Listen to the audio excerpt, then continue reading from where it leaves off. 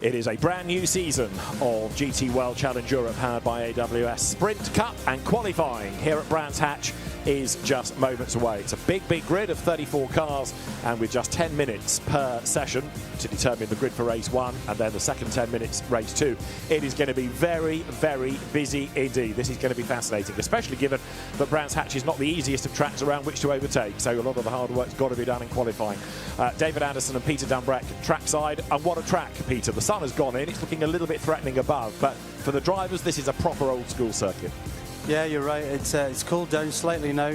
I was out there, it's a bit more breezy. That might fit the cars a little bit, temper a little bit lower. But yes, it's in my opinion, it was always one of my favourites, Brands Hatch, and it's still, after all these years, the layout's the same. It's pretty much the same as when I drove first time here in 1993. Good Lord. It's not changed that much, as you say. Graham Hill Bend has been reprofiled over the years. Now, before we get into the meat of this qualifying session, I need to introduce you to a new voice in the pit lane, Nina Jade Paul, and also she is going to be having a word with a couple of our SRO GT Academy drivers, Gaspar Simon, who is for Valkenhorst, and Jared Waberski, who was racing last week in British GT. Let's get to them. Gaspar, not so long ago you were fighting for the SRO GT Academy, and now you are here at Brands Hatch. Talk us through what that win meant to you, that prize. That's very special to me, to be in GT3 also for this year, and to be in GT World, the biggest championship in the world for me, in comparison to the other championship, and to drive in Brands Hatch, it's so special for me. A very legendary track, especially in comparison to FL and to other tracks. It's very special to drive here and very impressive. And we'll see now in qualify, but very good. Jared, you are currently in the fight for the British GT Academy. What would it mean to you to win that? Yeah, it would mean a lot. Gaspar's shown the route and how it's possible and the opportunity that the SRO have given us. So yeah, it would mean a lot to be able to win the British version and get that seat for Spa. And any advice for Jared? To be you at 100% and to be the most fast than you can, and I think take all the experience that you have with SRO. That's very important for the future, and to be good with all the people. I think that's the most advice for me to Jared. Brilliant, thank you both. Thanks. Yeah, Jared Waberski not racing here this weekend, but he's had a practice session in the commentary box. He's had another one in the TV compound. Now he's heading to race control to go and see what happens over there. So learning everything about the GT world, not just driving a car, and of course the obligatory photographs being taken. But these young driver programs, whether they're run by championships like SRO, whether by the British Racing Drivers Club, for example, lots of opportunities now to promote the next generation of talent. Yeah, I mean, in the past, it's always been about money. It's really tough to get started, and a young driver always needs a little bit of help. You can win races, and that's always going to put you forward. But the money talks in the end, yeah. And to get to a situation where you're stopping, having to find the budget, to having a free drive, then to actually get paid, that is the hardest. That final step is the hardest step to be a paid driver, and I wouldn't want to have to try and do it again. Well, we're not short of cars for Sprint Cup. 34 we have for this opening round of GT World Challenge Europe powered by AWS Sprint Cup. Their drivers getting themselves ready, including Ben Green for Emil Frey Racing. Now 10 minutes around here. It's going to be really busy. Finding a clear lap is not quite impossible, but it's going to be very difficult, yeah? Time will fly, yeah. 10 minutes. I mean, all it takes is one car to go off and run wide, and yellow flags to come out, and then a potential red flag. And it takes a while to have an outlap. You've got to warm your tyres up. Normally, maybe they can have get on it on lap 1, but generally speaking, if you've got time, you want to do 2 laps on your tyres from brand new to have the ultimate push lap. So they might have to rush with that. The weather is uncertain. We're hearing rain will come potentially after this session, but you just never know around here. No, the temperatures are dropping, which might have an effect, maybe to help the power of the cars. We shall see. But the teams are ready. Drivers getting on board, and they're at Boots and VDS, the team operating Porsches this year, both of which went really well in FP2. They are set. But yeah, 34 cars. I mean, okay, it's going to be busy in the race. You might as well get used to the fact that it's going to be busy here. But working out when to release the car is going to be important. Well, those cars that you see at the front of the line, they're going to be the ones that will take the advantage. If you're right at the back, you know you're going to come out the pits last. So as soon as it's possible to get into that fast lane, every single car will try and feed in. So the ones at the front, they've got the advantage. They've got clear track. They'll control the pace, let's say, behind before they start their push lap, and then hopefully for them they'll be able to get a complete free lap. But those cars in the middle and towards the back, they're going to be the ones in the danger zone of anything. You know, it's a lottery back there. So such a tight track this for doing this kind of qualifying in 10 minutes. Do you think we can get to a point where at the end of the outlap they're almost coming to a halt at clearways and then sort of, you know, almost one at a time going for it to try and find a bit of clear space? Yeah, it's absolutely possible, and that's when the race director's got some job on his hands, because if someone's impeded, then there's a penalty. So we saw so many track limits earlier on, and they really did back them up. They stopped cars for 10 minutes. When they had 10 track infringements, 10 minutes stop and go in the pits. So we know they're serious. So yes, if there's any balking, any kind of cars on the racing line at slow speed when a fast car is coming, then yeah, you're going to have to think that they're going to act on that. We have got cars heading into the fast lane, which is now open. The session will start bang on time in about 3 minutes. There is the Marvin Kirchhofer, Dean McDonald McLaren. As ever, there's a fleet of AF Corsa Ferraris operating under different titles, but all out of the same stable. And you can see that the cars are already queued up at the end of the pit lane. Even if you're the last out, you could let everybody go. That isn't necessarily a guarantee of clear track space, because there are going to be cars behind you, a lap ahead in the sequence almost. As you're going out, there are people starting a flying lap, so you're in the way of a quick car. Well, it's not like Spa where it's, you know, 2 minute lap. This is a 1 minute 22 lap, possibly even a 21 in for the pole position. So yeah, it's a relatively short lap, and you're right. It's, you know, there's just no easy ways to pass here, because there are no long straights, no wide bits of track. It's all fairly narrow. The fastest lap ever in a qualifying session around here is a 1:21.3, set by Raffaele Marciello when he was a Mercedes AMG driver. You can see on the Lumirac display in the windscreen the drivers that are being nominated as driver one. So Lucas Auer, for example, in number 48 Mercedes there, number 3, which is the Danny Juncadella Chris Lullum Mercedes AMG. That's from the Verstappen Racing squad, and that was the car that Danny Juncadella took to be fastest in FP2, last year's winners here. Lucas Auer, Mauro Engel, and Mercedes, the brand to have around Brands Hatch, it seems. 8 times in recent years a Mercedes AMG has won here in Sprint Cup. More and more cars making their way to the end of the pit lane to join the queue. But it's kind of confusing me a little bit. How are they allowing those cars to get into the front? Is it so the tyres are coming out and going on the cars now? Maybe it's a case of they don't want their tyres getting caught. The heated slicks, right? Yep, exactly. So yeah, they've got that balance of putting the tyres on as late as possible, or having the cars that are on the pit lane now are already going to get cold tyres. Yeah. So they've got to naturally warm them up on track. Exactly. So this is the big gamble. The teams, you can see in many cases, keeping the tyres in the oven, leaving them as late as possible. We are now about 25 seconds away from getting the session underway then at Brands Hatch. So a small queue of cars ready to go. More now start to join in.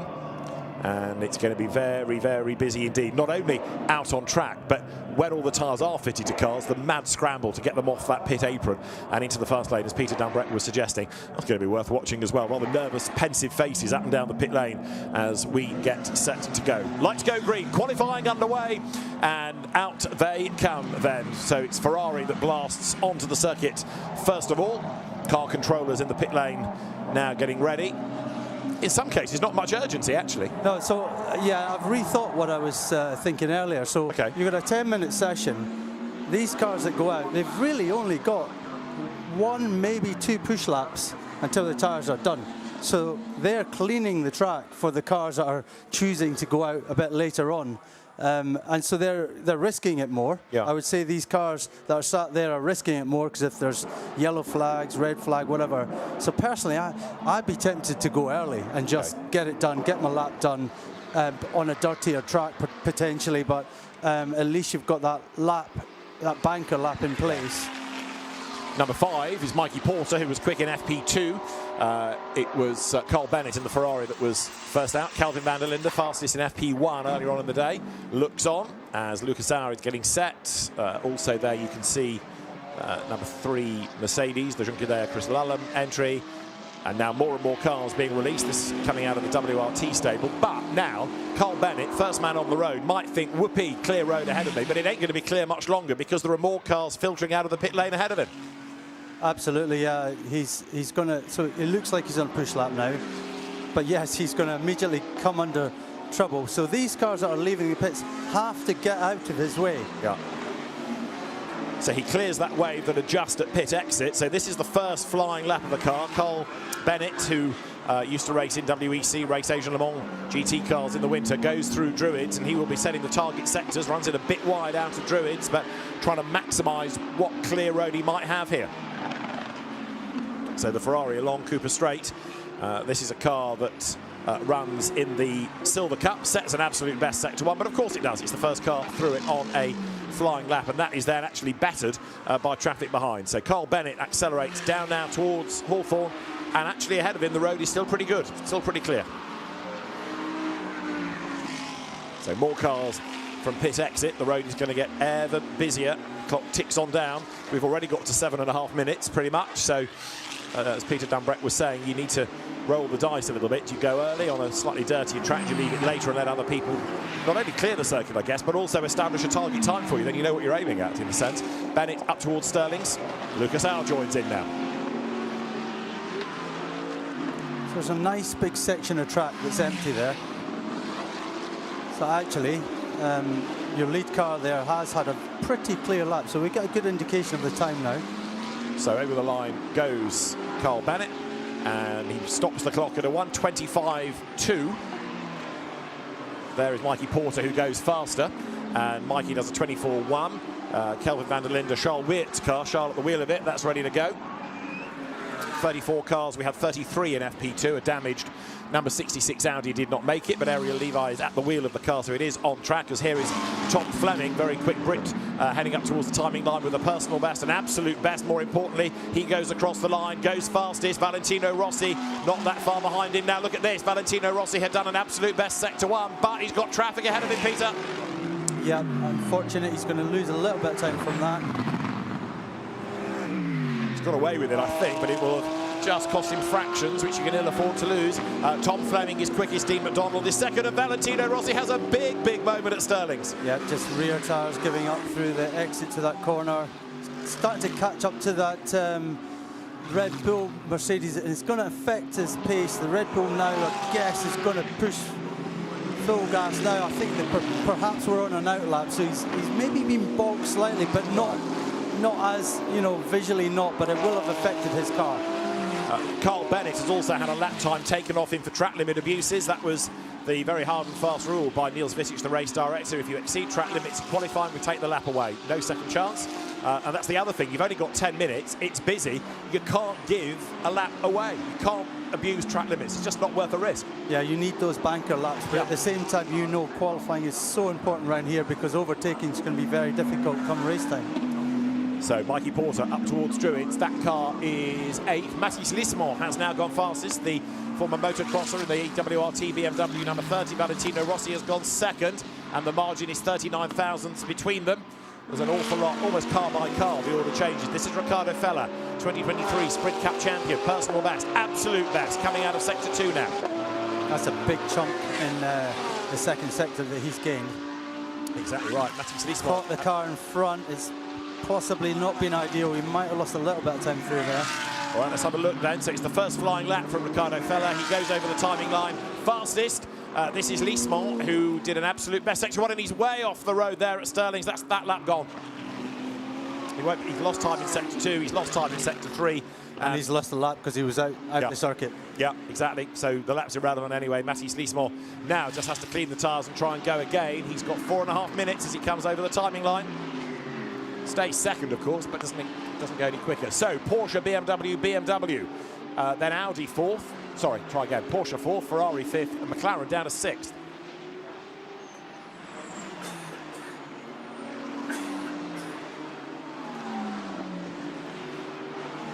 still quite a few that have yet to do a flying lap, sort of late into the sequence, as there the Christopher Haas and Simon Riker Audi goes through. Simon Riker at the wheel, 22nd. Now here is Charles Weerts. Danny Jonquidea, absolute best sector 1. What can Weerts do? He can go 9th. Disappointing that. Thought he might have done better, but he's got one more go at least. Jonquidea bouncing it over the curb here. He's pressing on. Yeah, we saw him in front of the Porsche. Who was he? He was in front of the leading, the fella car, wasn't he? Yeah. So we saw him just bringing his tyres in. Now they're in. He's lost a little bit of time in sector 2 compared to the fella car. But we know he's been quick all weekend so far. The 2 sessions he's been near the top 3. So this is about to offer up a flying lap for Danny Jonquidea. He's 30th at the moment, and he breaks the beam to go second fastest. He doesn't quite get ahead of Ricardo Fella. Half a second between them. That's quite a gap, actually. It is. Again, traffic probably was one of the factors involved with that lap. Maurice Schuring, number 2 Porsche. In the background, the Boots and VDS, the familiar colour scheme. The sister car has now become red and blue. Yeah, sure. It looks like he's backed off. Yeah.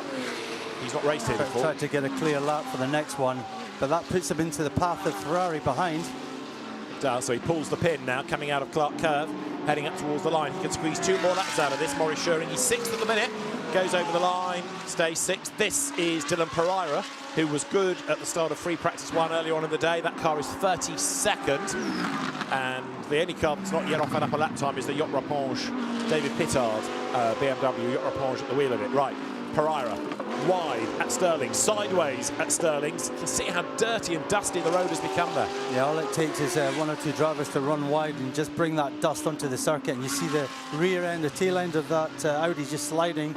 Definitely would have cost him time, but it's his first lap, so he's always going to go a little bit. He's going to go quick, but not by much. 30th and then 31st, because he gets bumped down by the next car through. Arthur Leclerc has gone 3rd fastest in his Ferrari. You can see on the graphic over the timing line there is Valentino Rossi. This is Arthur Leclerc on his next lap. Personal best in the 2 sectors. So Leclerc could be another improver here. Let's see, can he get on the front row of the grid? He breaks the beam, does go onto the front row of the grid, 2nd. So Arthur Leclerc up to 2nd, and that's 0.249 away from Ricardo Fella. Really good lap by the Porsche, though. The others are getting a bit closer, and we've got just about a lap time left. Yeah, Fella's been quite impressive. The first 2 sessions of today, he was 3rd and 3rd, wasn't he? So we know he's a front runner. He's got his head around that car, the handling of it, the balance of the car, and he was able to have a fairly good lap. He did catch that Red Bull Mercedes towards the end of it, so that would have cost him a little bit, but at the moment he's holding strong in first. And he's done another absolute best in sector 1. The list of lap times cancelled through track limits is getting longer and longer. We've just had one cancelled for Charles Weerts, who is still down in 10th in the times. Ricardo Fella looking good. Looking at Tommaso Mosca going up to 9th as he crosses the line. This is Fella. He's lost a little bit of time in the 2nd sector, but he's fighting against himself in a way. A 1:22.722 is the time. He comes into Clark Curve, sets the car up, hustles it through the right, up towards the clock. Can he go faster than his own earlier best? Yeah, looks good, doesn't it? Up towards the line. A 22.7 to beat, and a 22.9 is the lap, so not as good as earlier. So it could be, he probably had a back-off lap where he just let the tyres cool down and then pushed again. But we've got 16 seconds left, so until the checker comes out. So he's got effectively, this is his last lap. Anyone that's just starting their lap around about now, they've got 1 more lap till the checker. Conte Lapalainen, I think, has just squeezed 1 more out of this. Yes, he has. Number 14, Ferrari, goes through. Some very happy teams up and down the pit lane already, celebrating what they reckon is the result. But let's see what Lapalainen can do. He's 5th fastest in that pink Ferrari. So a happy Baptiste Lismont for 3rd for WRT, and that's 3rd overall for Silver. And Nicky Team is coming into the pit lane 30th. Yes, Nicky Team 30th. He also was green in the first 2 sectors. Yeah, chose not to finish the lap. Exactly, unless he'd had the lap cancelled for track limits, could be that, which he had. Yeah. So there's no point finishing it, and he wouldn't get another one in because he'd come up to the checkered flag. So Nicky T, if they left it late and tried to roll the dice, 1 end of session push lap, track limits have done for him. Yeah, that's the unfortunate thing. You know, you run all 4 wheels over, say, Paddock Hill, for instance, it's very easy because you're still on the hard stuff when you've got the car right out there over the white line, and your lap's gone. Yeah, you're a brave person that goes near Nicky Thiem at the moment. I think he will be decidedly nonplussed. And he's just dropped to 31st. Others have gone quicker. So Nicky Thiem will not quite be on the back row of the grid, but the penultimate row. Konsta here, 5th, comes to the pit lane. Dylan Pereira's Audi we looked at earlier, and he ultimately got to 7th. So Feller, Leclerc, Leismont, Junqueira, Lapalainen, Schuring, Pereira, Rossi, Nesov, Mosca is the top 10. It's a real lottery, isn't it, in terms of track limits, traffic ahead of you and your own speed. And now it's all getting very crowded down in the Mercedes part of the pit lane there. You can see Lucas Auer arriving. But the biggest surprise out of all of that, surely, is Nicky Thiem's relative lack of pace. Yes, for sure. I mean, you know, when we look back to the 2 sessions earlier on, practice 1 and 2, we did see a bit of a mix-up. Again, you're seeing one Mercedes up there, Junqueira, which arguably you would have thought he would be perhaps front row, but you know, 2nd row, 4th position. But then the next Mercedes, all the way down there in 15th position. And that's the Lucas Auer car, a winner here last year. So you'd anticipate more from that. Very happy Lion Speed GP team. Ricardo Feller then celebrating a pole position. So this is how we look at the end of Q1. Ricardo Feller, a 4th Sprint Cup pole position, ahead of Arthur Leclerc, 0.249 of the second the margin. Mathis Leismont, silver pole, 3rd overall, great job ahead of Danny Junqueira, Konsta Lapalainen, and then Maurice Schuring, 6th. 7th, Dylan Pereira, that's gold pole, ahead of Valentino Rossi, Alexei Nesov, and Tommaso Mosca. Arthur Rougier, 11th. Charles Weir, only 12th, ahead of Tom Fleming, Amaury Cordial, and Lucas Auer, only 15th. And there are quite a few more where you can use only, because they've really struggled in that session, like Luca Engel, the 29th, and Nicky Thiem, 31st in the end. I don't think anybody would have predicted that. No, again, where were they in the last session? They were certainly around the top 10, weren't they? I want to say top 20, because I don't think Nicky Thiem actually drove the car very much. We saw Kobe Powell have his moment. Right, okay. Yeah, 17, so it wasn't ideal. Yeah, you're right, it was Powell that drove the car, so maybe Nicky's a little bit rusty. He gave the time over to his teammate, and perhaps he could have taken a couple of extra laps earlier on for himself. Bit of sweeping being done after all those cars running wide. So as I say, Ricardo Feller then a 4th Sprint Cup pole. He comes into this 5 times a race winner in the championship, not a Brands Hatch victor, but a really good job, and a 3rd pole for Porsche in sprint. The last pole that he had, Ricardo Feller, was Zandvoort 2023, when he was on his way to winning the championship on both races, in fact, with Mathieu Drudi that weekend for the Attempto Audi team. Right, well, Ricardo Feller has certainly made a major statement. Pole position for race 1. Let's hear from Ricardo Feller with Nina Jade Paul in the pit lane. Ricardo, well, you're no stranger to success. You have previously won the Sprint Cup. Talk about how much of an advantage pole position is here tomorrow. Yeah, it's a big advantage. I mean, on this track, overtaking is very difficult, and to take the start from P1 is the best. That's what we all want. And yeah, very, very happy with quali. The car felt really good, so thanks to everyone in the team. And yeah, hopefully we'll have 2 good races tomorrow. Well, congratulations. And here is your Rover Pole Position Award. It's to Ricardo Feller, first trophy of the season for him, the Rover Pole Award, the German motor oil company. Big supporters of GT racing and other branches of motorsport, in fairness, such as Speedway in the UK. But really good effort that by Ricardo Feller. Good speed and good traffic management. Exactly, you know, he carried on his 2 sessions earlier on when he was 3rd and 3rd, and worked on the car a little bit. He's really, I think, confident and knew where he was. He knew his car balance. You see him, he perhaps got slightly lucky with traffic as well, but at the same time, that's part of racing, you know. So Ricardo Feller, who spent last year in bronze, now being given a pro Porsche, making the most of it as well in Q1. So highlights of the first qualifying session, with quite a few drivers being out early, looking to get in a bank lap, others biding their time, letting others clean the track, and then going for a time later on in the session. Valentino Rossi was spectacular early doors. He had a big slide coming out of Stirling's, as did this man, Dylan Pereira, who was launching the Audi over the curbs up at Westfield. But trying to find a clear lap was as expected.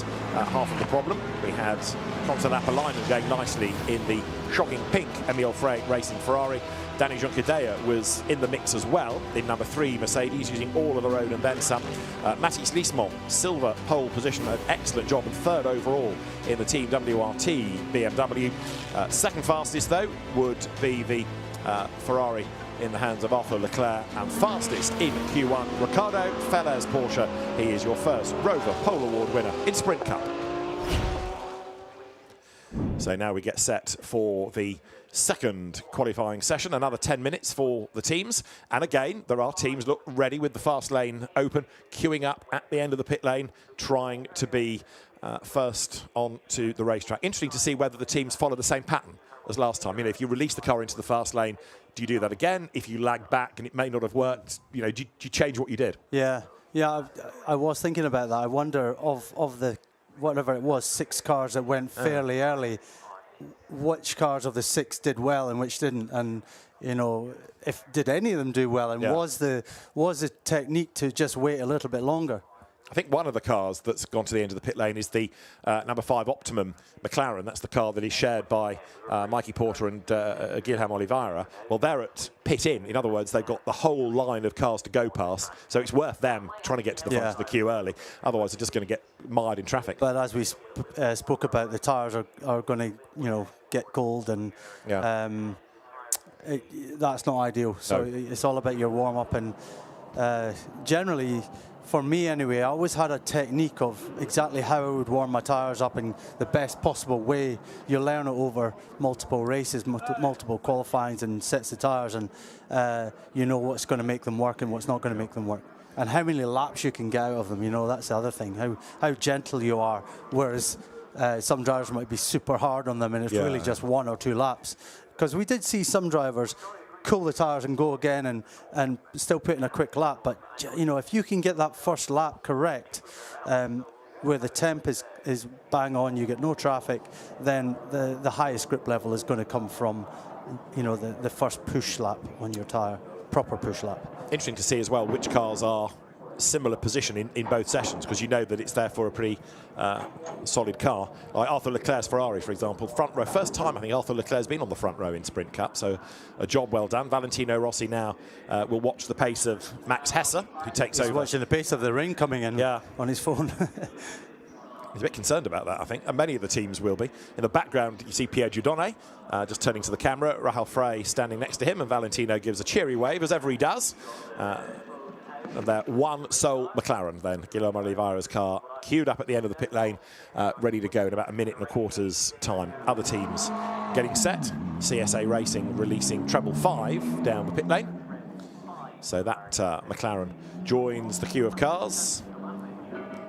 And as we've seen, it's going to be very busy indeed. I'm surprised, though, so many people fell foul of track limits, knowing the importance in a 10-minute session. Yeah, I mean, especially someone of the quality of Nicky Thiem. Yeah, it's tough. There's a lot of pressure, and you want your best lap, and your best lap is literally with the right side, if on the right-hander anyway, with the right side wheels on that white line. Yeah. So you've got the whole car over on majority of the corners. So yeah, it can be very tricky, and we've had two-hour sessions earlier today where we had multiple track limits and some penalties, 10-minute penalties for some cars. But yeah, you'd think that perhaps by now everyone's got it in their head, okay, that's how far I can push the car through the corners. So the session is ready to go. We are 5 seconds away from those lights going green. Lights go green, and that means that Guilherme Oliveira sets down the pit lane, ready to take number 5 McLaren on track. Chased there by Simon Gachet. And perhaps more takers early for this than there were in Q1. Yes, I think definitely a few more cars out there. Arguably, we've got the front runners tending to hang back. Yeah, I think so. The cars are more likely to be top 5. Now, if that weather forecast is suggesting that it's imminent, they'd like to get out and do a banker lap. Others being brave in leaving it a little bit longer. Green lights on all around the circuit, so WRT's weather forecast isn't troubling them. 21 goes and falters a little bit there. So go stop from the Contiu Aston. That's the car that Oliver Söderström and Arthur Dorisson share. But the road is getting busy. So for this session, Kobe Pauwels takes over the Nicky Team Aston, Gilles Magnus in Porsche 10. Kelvin van der Linde, number 32 BMW, he'll definitely be one to watch. And the drivers out early. We'll see at the end of the session where they end up. There's Maro Engel. Behind him is Tanat Safran-Tirokool in the Dynamic GT Porsche. And WRT quite content, seemingly, with what they're doing with 46. It is noticeable, though, that in the last 10-20 minutes, the temperatures have dropped markedly here. It's got much gloomier, and a storm is on its way, we're being told, but the team's hoping that it's at least 9 minutes away. They can get this session done. Yeah, our greenhouse is certainly cooled down a bit. The tomatoes are looking a bit more green than red now. That's right. Right, Valentino Rossi not yet, sorry, Max Hesse not yet being allowed out. But there, Ben Green will go in the number 14 Mercedes. Sorry, Matteo Cairoli will go in number 14. Ben Green in 69 with Thierry Vermeulen. That is Kobe Pauwels, who had a trip through the gravel in FP2.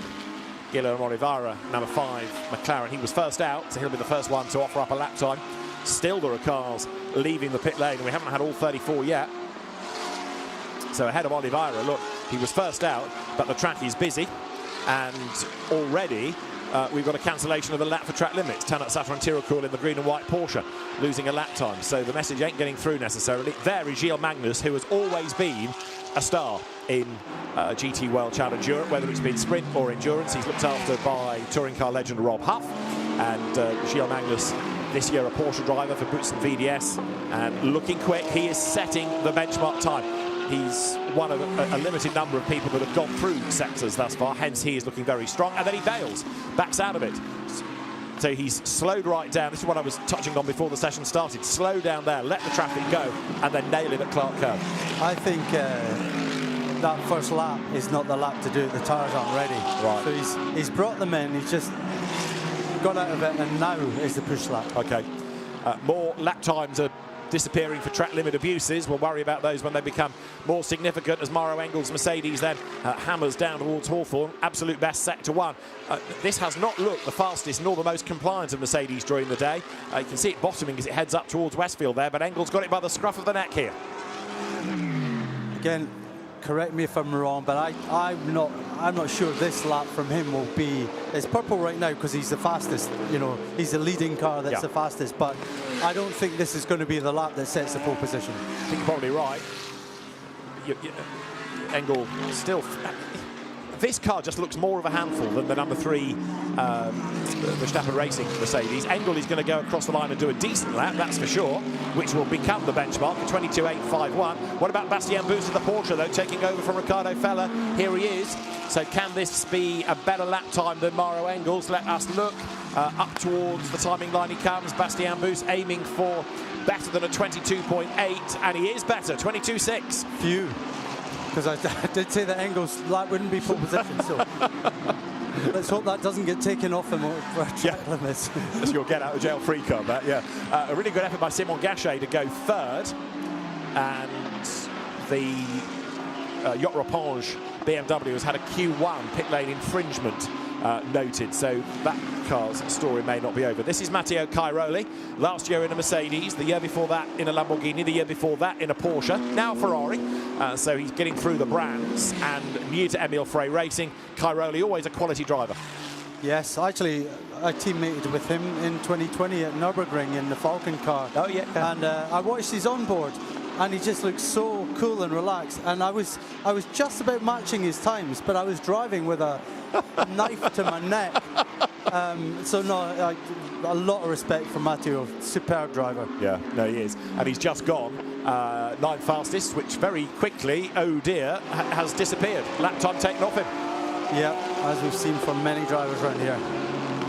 So Bastien Bus is the fastest from Maro Engel. Gilles Magnus is 3rd. Simon Gachet 4th. Marvin Kirchhofer 5th. 6th is Max Hesse. Calvin van der Linde is 7th. Dorian Boccolacci 8th. Jordan Pepper 9th. Felix Hersiger, Ferrari Challenge champion, is 10th. We're looking at a Chris Lullen time going purple in Sector 1. Oliveira comes across the line. He was 18th. He's now 10th. assuming that the lap time stays. Can't see any notification about track limit abuses from him. We've got 4 minutes on the clock. This is Lulham through the dust storm, kicked up at Stirling's. Now, Chris Lulham does not yet have a lap time against his name. Anything he does here is going to be a benefit because it's going to put him in grid position. Engel's gone purple in sector 1. So tyres fully in now. If he has a clear lap, I could see him potentially bettering his second place at the moment. Right, Chris Lulham went across the line, 4th fastest, really good effort. Mauro Engel is coming up towards Sheen Curve. You're riding with him, and it looks pretty good ahead in terms of traffic. You might encounter 1 or 2 cars just on the pit straight. But Mauro Engel, an absolute best and a personal best, has got to find 0.176 of a second to go fastest. Was he a little bit away from his apex there? Didn't look so good through the tight apex. Let's see what happens. Breaks the beam, second, and he's narrowed the gap, but he's still shown a second, so he's missed out by 0.125. Oh, lap gone. The lap time's been lost, has it? Yes, he's had the lap time taken off him. It wasn't quick enough anyway, but track limits have done for him, so he's relying on that earlier one. Yeah, and that might be the peak of the tyre now. Yeah. We've just had Marvin Kirchhoff's McLaren get up to 4th, and Ignacio Montenegro's BMW 9th, bearing in mind he's new to GT3 this year and new to Brands Hatch. Oh, and he's new to WRT. That's all looking very good. Chris Lulham is on a mission. He is now 5th in the times. There's a car missing as well. We've only had 33 out on the track. However, let's just concentrate on Lulham. He's coming up to the timing line. So Chris Lulham is 5th. Where does he end the lap as he breaks the beam now? Second, Chris Lulham onto the front row, then ahead of Mauro Engel. And that lap means that he's just over a 10th adrift of Bastien Boost. But it could be a double pole here for line speed in that Porsche. Yes, again, just got the lap right. The cars are obviously very good around here.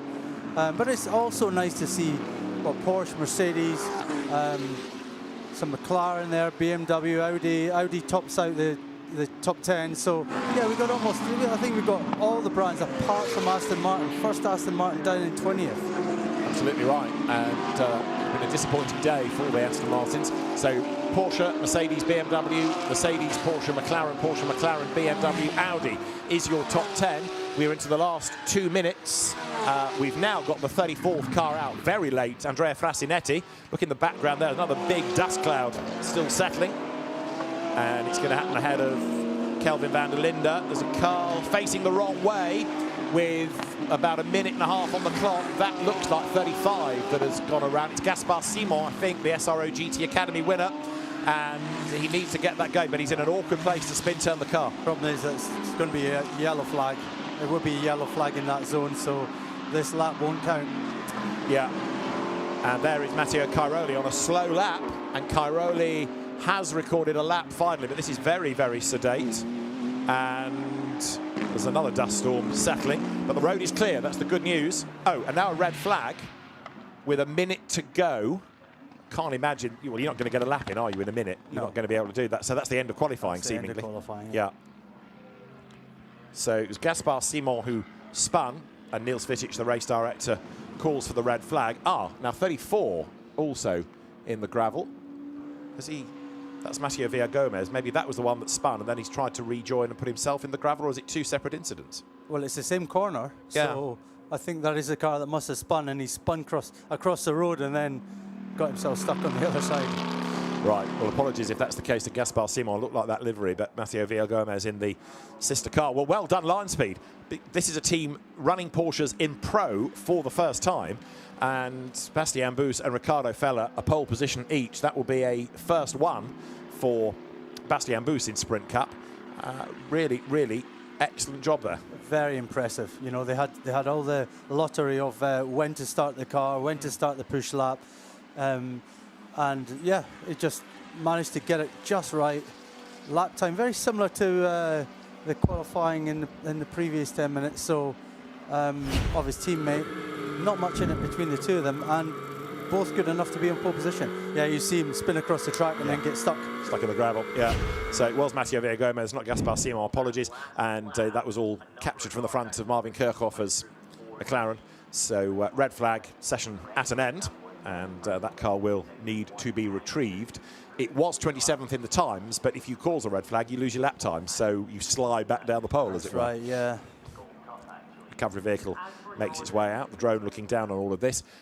Kobe Powells will take some solace for the fact that he was 24th and Nicky Tim was 31st. Bragging rights there, but even that, it's going to be a very tough day for them tomorrow. Yeah, they will be praying for rain. Yeah, totally. Marvin Kirchhofer brings the McLaren back to the pit lane, 6th, that car. And Bastien Bous, a 10th of a second up on the opposition. So lots of track limit penalties, lots of lap times cancelled because of that. In gold, Gilles Magnus takes pole. In silver, Ignacio Montenegro takes pole. 9th, Montenegro, and 5th, Magnus. But Bastien Bous, the fastest from Chris Lallam. Then Max Hesse with Mario Engel 4th, Gilles Magnus ahead of Marvin Kirchhofer. Then Dorian Boccolacci, one of the many Brands Hatch rookies we have this weekend, ahead of Simon Gachet, Ignacio Montenegro, rookie, Alex Arca, Jordan Pepper 11th, Kelvin van der Linde only 12th, Matteo Cairoli only 13th, then Guillaume Oliveira. Christopher Haase is ahead of Felix Hersinger. Thierry Vermeulen a long way back, 17th. Thomas Neubauer in a car that was on the front row in Q1 in Arthur Leclerc's hands, only 18th in this. And you can see many of the Silver Cup cars congregating towards the rear of the grid, but some very fine efforts by Ignacio Montenegro and Matic Lismol putting that car up near the pointy end of the grid. So, you wait for ages for a Rover Pole Position Award, and then two come along in quick succession. Ricardo Feller has got one. Bastien Bous will receive his Rover Pole Award for race 2 very shortly. And both races, of course, will be tomorrow under increasingly leaden skies here at Brands Hatch. And well done, Lion Speed, well done, Porsche. And the Mauro Engel Windward run Mercedes, you've got to say, has sort of bounced back from a really underwhelming second practice session. It's their 4th in the times here. Yes, absolutely. I mean, for a second, it did look like he would be on the front row. He put the car in second early on, but that second lap of his on the push, he was purple, I remember, in the beginning, the first sector, but then I think just gradually slipped off tires, maybe just dropped off the cliff, or potentially a bit of traffic. But, you know, 4th place, second row is not too bad. It's where Juncadella was in the other session, so same thing. So Bastien Bous it is who takes his first Sprint Cup pole, his first Brands Hatch pole. We can hear from Bastien with Nina Jade. Bastien, congratulations, your second sprint pole. And the last time a team took a double pole position, it was Misano 2022. You've got to be happy with that. I think we cannot be more satisfied than we are. We started off the season last year with the pole position, now this year again. So yeah, good job from Ricardo. He also didn't have the easiest job out there, but I think we maximized what we could, both of us, and yeah, for sure it also proves that the team and the car is strong, and this is what we need. So we're looking forward for tomorrow. Congratulations! I'm pleased to present the Rover Pole Award. So well done, Bastien Bous, well done, Lion Speed, and that definitely goes into tomorrow as the car to beat in both races, and that's part of it, isn't it? To have a car a bit like the Engel Mercedes that's up for one race and way down for another, the Arthur Leclerc Ferrari, another example, that's not great, but to have a car that is not only consistent but 2 poles, wow. Points, yeah. So, I mean, to win a championship, you need consistency. You don't need to win every race, but you need to be up there in every race. So, yeah, it's a fantastic start for those guys. So really good effort by the Lion Speed team. Bastien Bous will start race 2. Of course, the driver that will start the first race at least takes the car to the grid, but the other driver, the first time he drives all day is when he gets thrown in the car in the middle of the stint. No warm-up tomorrow. Let's look back at Q2 with, again, a number of cars eager to get out on track, queuing at the end of the pit lane, and when the green flag flew, everybody making their way out onto the circuit with the Dorian Boccolacci Boots and VDS Porsche looking rapid. So too Ignacio Montenegro, who had that scare coming out of Sheen Curve, but he was able to hang on to it, and Montenegro heading for silver pole. The McLarens were rapid, especially the Dean McDonald Marvin Kirchhofer entry. Gilles Magnus was also going rapidly in the other Boots and VDS Porsche. And Mauro Engel managed to get a better handle on the Windward Mercedes that had been a bit wayward earlier on in the day to go 4th fastest. And this is a circuit on which Mercedes and Mauro has got great success. Max Hesse was also pressing on in the BMW that he shares with Valentino Rossi, as Chris Lallam aimed for the front row of the grid, but not as good a time as that set by this man, Bastien Bous. He starts race 2 on pole. And there is Matteo Villagomez's Aston being retrieved. That was the trigger of that red flag, and the car now coming back towards the pit lane. So 1 or 2 surprises out of all of that, but it, with now spots of rain falling on the windows of our commentary booth, it does tee us up for some interesting racing tomorrow, because there are a lot of cars out of position. There are. The latest forecast said it's kind of more towards the afternoon, so maybe we get the first race in the dry and the second one in the rain. But yeah, I think it's changing conditions all the time, really. The forecast I saw earlier on was early rain, and now it's later, so who knows when it's going to come. But yeah, it's as I said before, it's consistency, and it's trying to have both drivers up there and getting your car to the end of the race and just getting solid points in every race and staying out of trouble. Track limits will be an issue again tomorrow. We saw it in the 2 sessions earlier, and we saw it during qualifying. Some laps, Nicky Thiem being one of them, losing pretty much every one of his laps from track limits. So yeah, the drivers need to kind of keep it calm, drive at 9/10 rather than 10/10s, and bring the car home. Brands Hatch in the wet, even more of a challenge? Well, there are specific lines around here, and a seasoned racer around Brands Hatch would know those lines and where to turn in and how late to turn, especially how late, because the rubber goes down, and essentially you want to stay off that rubber when it's wet, so you turn later and you get the car back to the inside and that kind of thing. So it's, yeah. Let's hear next from Gilles Magnus.